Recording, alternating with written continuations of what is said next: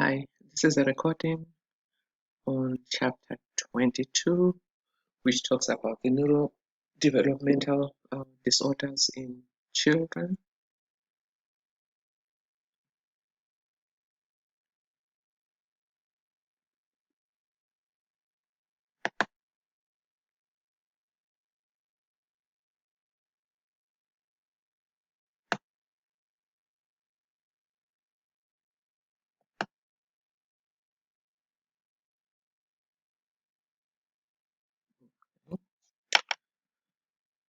Right. So again, just like we said, we've been saying all along, as far as children are concerned, there are some things that are not as easily diagnosed as in adults because children cannot express themselves, and as they are growing, they are constantly changing in development. But some of the problems that are similar as in adults include things like mood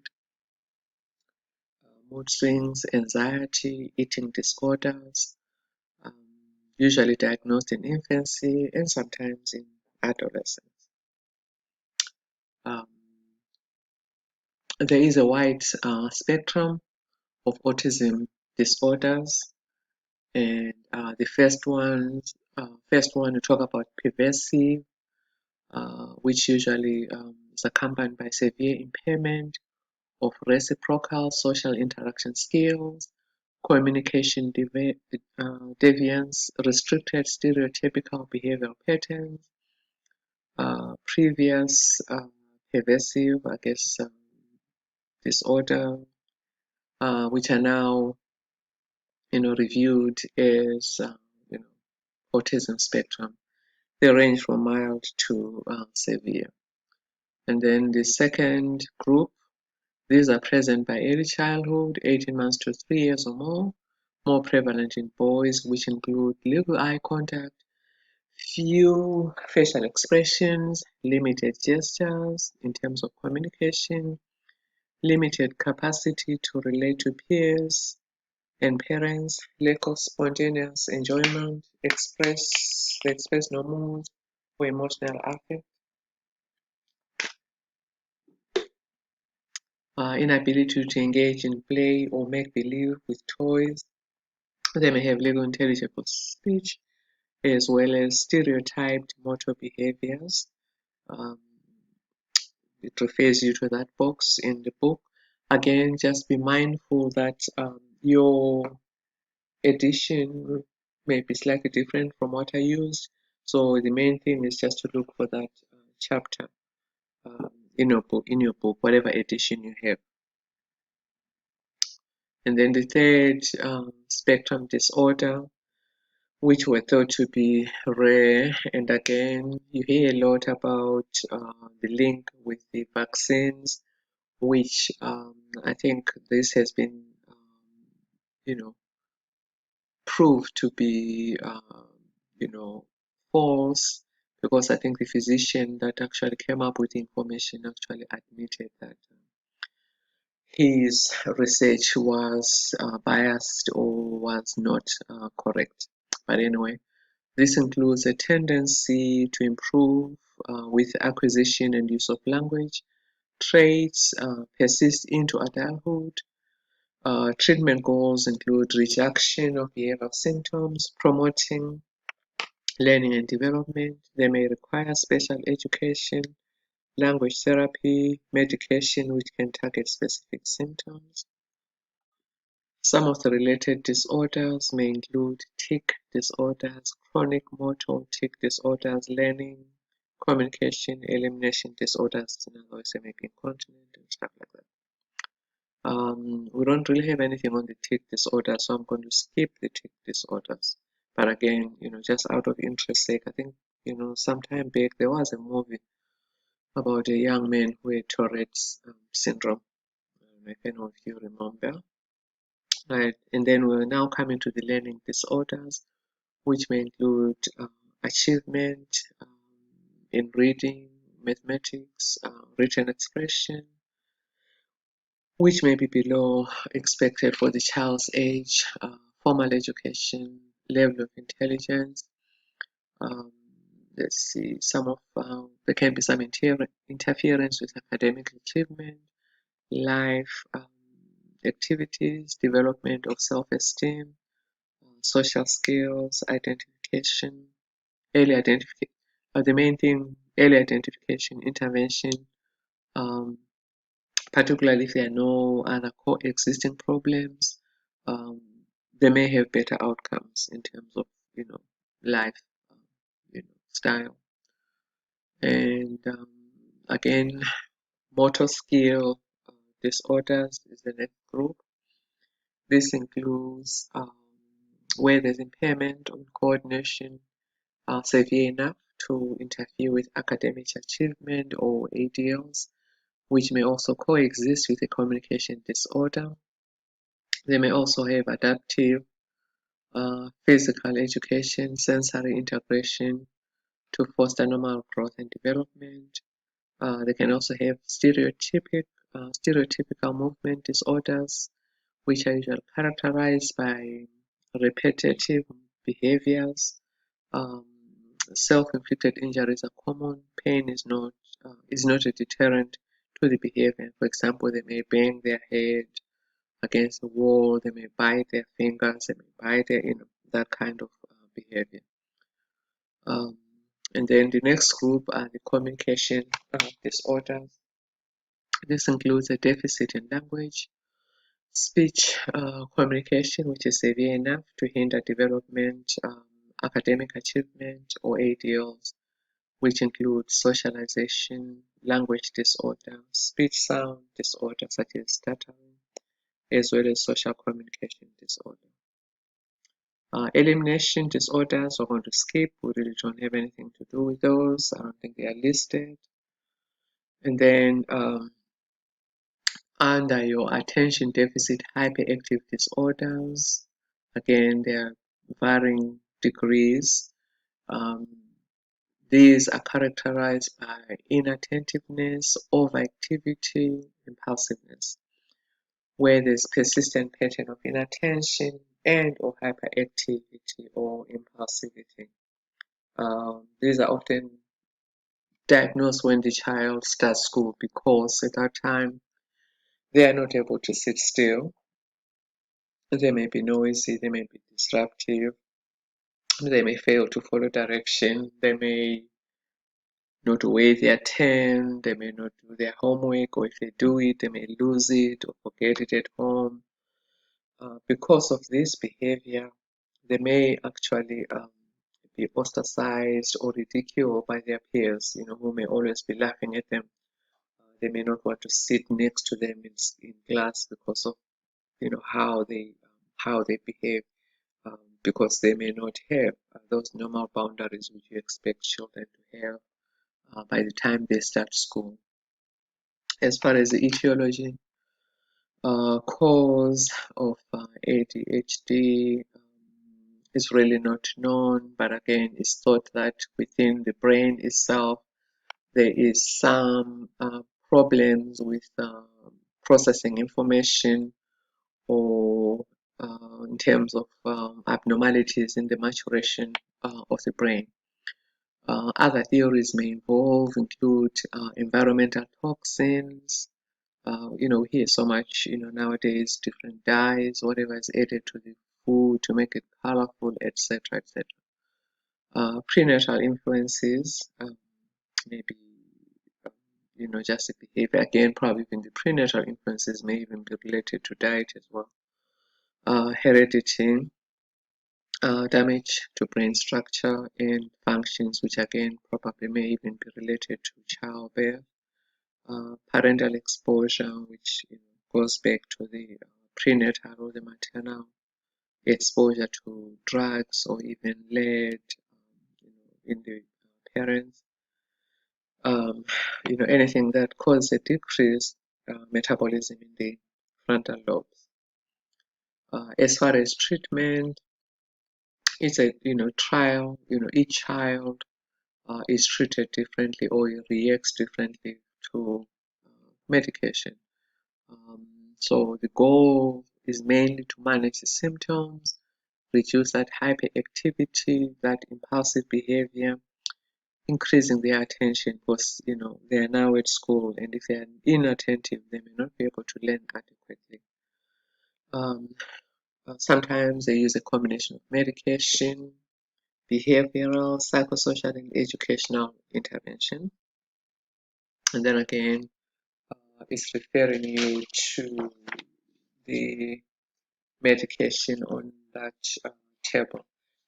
Obviously, there are some newer medications. There are some medications that have been used, that have been around for a long time, and like I said, it's going to vary um, according to each child and they um, how they respond.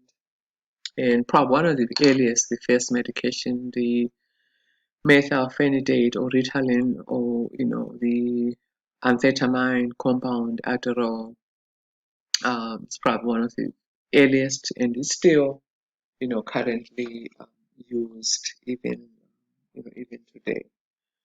And then again, you just have to keep in mind that these are children, and it's hard sometimes really for parents to think about giving medication to their child for a mental health issue.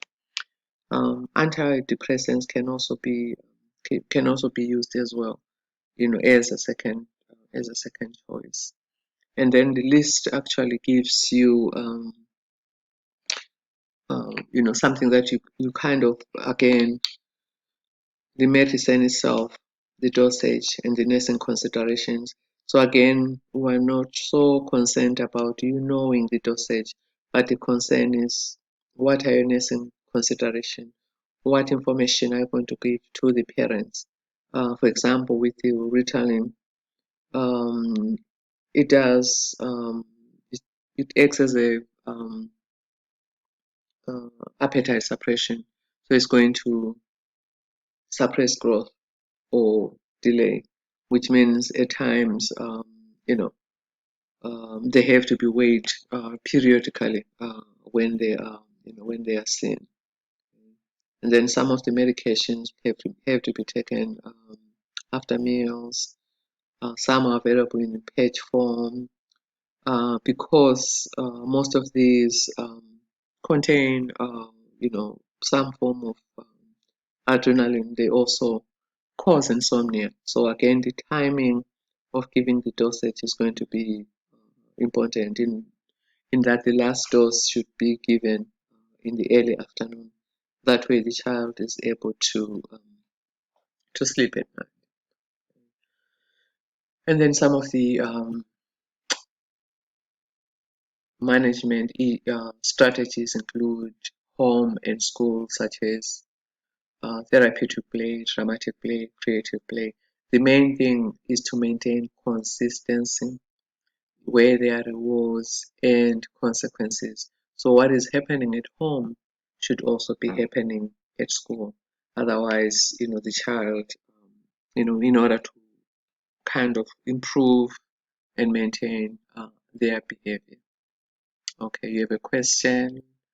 Atomoxetine is a stimulant agent used to treat ADHD, and the answer is false.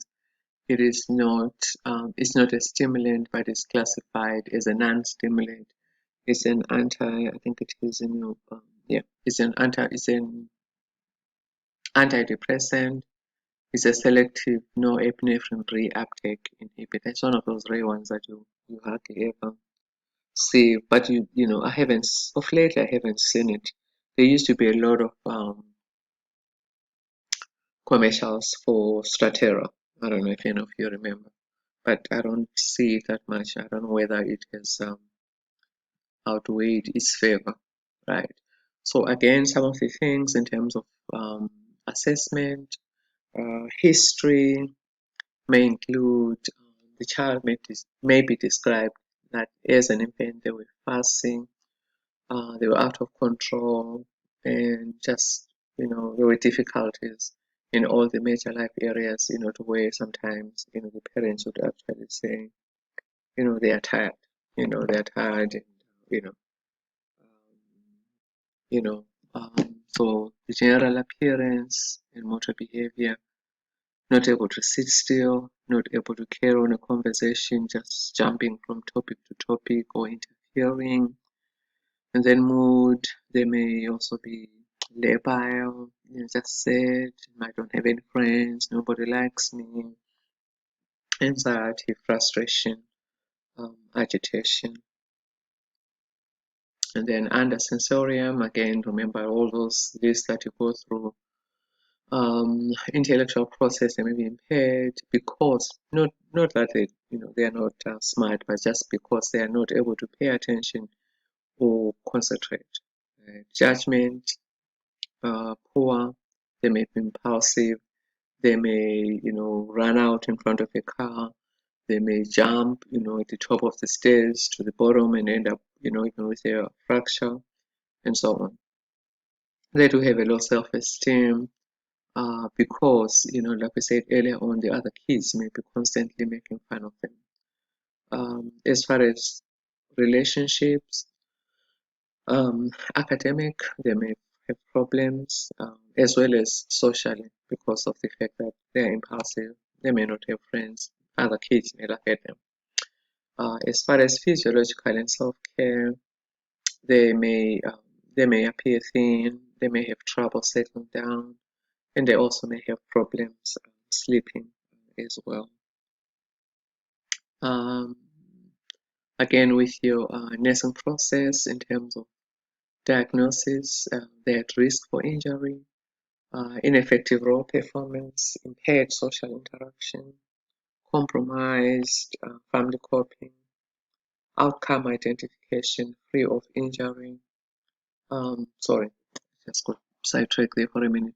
Right. So again, going back to the nursing diagnosis, obviously, you want them to be free of injury. That role performance, no violation of others, boundaries, so at least be aware that there are boundaries, demonstrate age-appropriate skills, complete tasks, follow direction. And the main thing in terms of intervention is to ensure safety, improve role performance, simplify instructions. This is not a child that you can give, 10 instructions. You may want to say, I need you to put your shoes. I need you to sit down. This is what, small bites at a time, not a whole lot of string of instructions. Um, Providing and promoting a structured daily routine. Because if anything changes, they become affected, they become anxious, and they may act out because things have changed. Family needs to be educated. They also need to be supported because society frowns. They may look and say, what's wrong with you? You are not able to control your child, or you are a bad parent, and so on. Again, that question: which of the following would the nurse most likely assess in a child with ADHD? Are they, anyway, what's the answer? Right. And then one of the things really about mental health, which you have said always throughout, um, early detection leads to successful intervention. And then, combining that with, because with early detection, then, treatment can be started. So again, sometimes it's hard, for parents to even admit there is a problem, you know. And there are some scales that can be used. It refers you to box 22.3, which you know would again, there's a whole list. It's about how many, 61 up to 90 questions, or 90, yeah, 90 things that can be used to assess. Right. I don't know if this really can be done in one day or over time, but I guess the higher the score, the you know the higher the determination.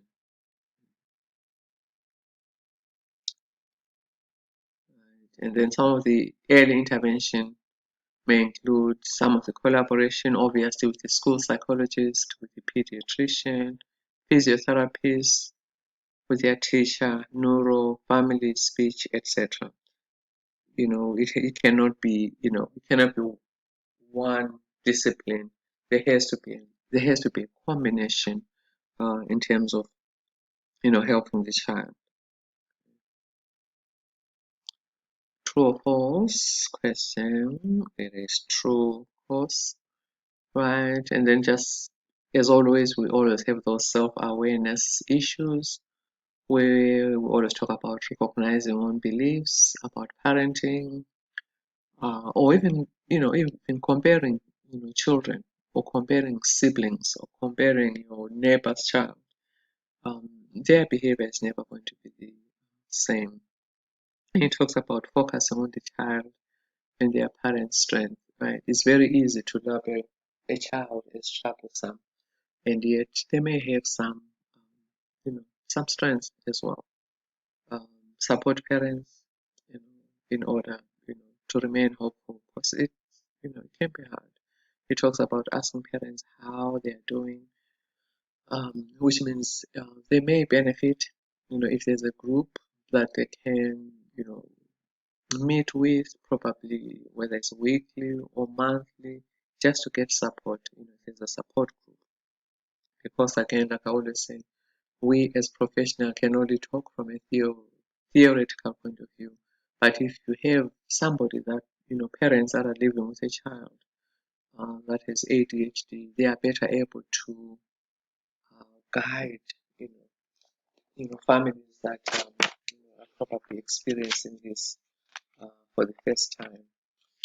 Again, just to go back, like I said, in terms of summary, focus again on the medication and your role as a nurse. On, you have a chart that talks about your nursing interventions, which mainly, again, the main thing includes safety, not only the child's safety, but of others, stopping unsafe behavior, close supervision. This is not a child that you can leave alone and, for hours on end. Um, Give clear directions. Like I said, right from the beginning, that this kind of behavior is not acceptable. This is what is acceptable. Positive feedback, because you know we all we all have positive points. Nobody's all bad or wrong, etc., etc. Again, simplify instructions. As far as tasks, it talks about breaking them up. If it's something you cannot say, well, I need you to finish your homework in an hour. You may say, okay, start maybe 15 minutes, take a break, and then come back to it. Talks about structure in terms of daily routine, um, having a daily schedule, right?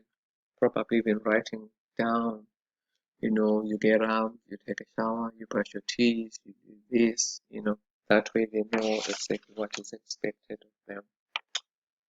And then client and family education, as always. This is a joint effort between the healthcare professionals, between the school, and between the home, because that's where the children spend. That's where the child spends majority of their time. Um, what else? Okay. Alrighty, this is the first recording, and as always, remember always talk about looking at those little dialogues. Right? I'm looking at one that says, it is unsafe to jump down the stairs. From now on, you are to walk. You know how because they're impulsive, they may want to jump. I know, particular boys like to jump up and down. If they're crowding, it's not okay to crowd ahead of others. Take your place at the end of the line. In other words, you are teaching them to be able to wait their turn. And again, even rewarding them, positive reinforcement, you walk down the stairs safely, or you did a good job, or whatever it is. And then, some of the things, it talks about, instead of saying, please clean your room, that's broad. Where do they start, right? Maybe just put your clothes in the dryer or make your bed or whatever, whatever, instead of giving them a long list of things that they have to do and they're not sure. All right, so this is the end of chapter 22.